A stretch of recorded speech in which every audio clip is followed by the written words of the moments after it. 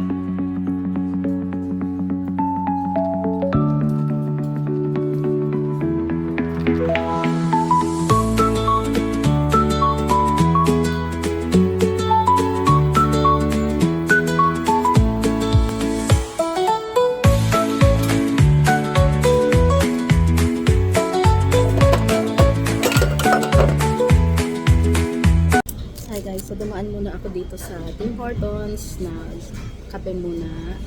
Ayan, at kumain lang ako. So ayan yung mga pinamili natin. Ayan yung mga nabili ko sa sa ukay doon. Napalampas ako sa kota ko, dapat $20 lang.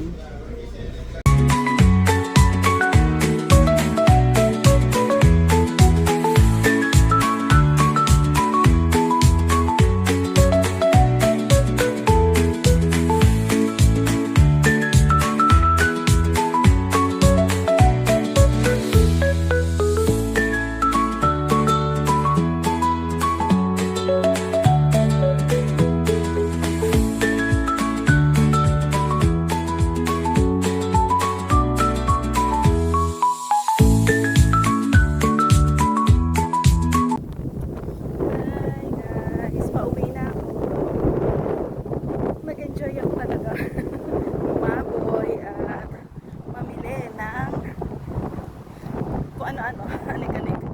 Yung nasa bus kung ano kung nga pala sa Google, yung pag nagko-commute ka, akala ko ang layo-layo niya pa. Pero yung pala straight yung daan nung bus. So napabilis, parang 15 minutes lang naging biyahe ko. Kasi sa Google lang, layo pa ng ikot niya. Ayan. Yehey! Nakapaglaboy ako sa lugar na hindi ko alam. Ito nga pala yung lugar malapit sa amin. Yan. Marami rin siyang kakahuyan. Kahit city siya. Oh, ang ganda. Liwanag. Marami siyang puno.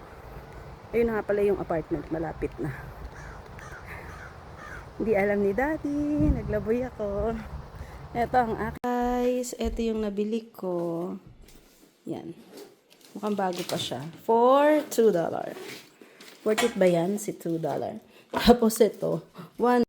Tuwang-tuwa ako dito guys, sa nabili ko nito. Ayan o. Ito yung hinahanap ko eh.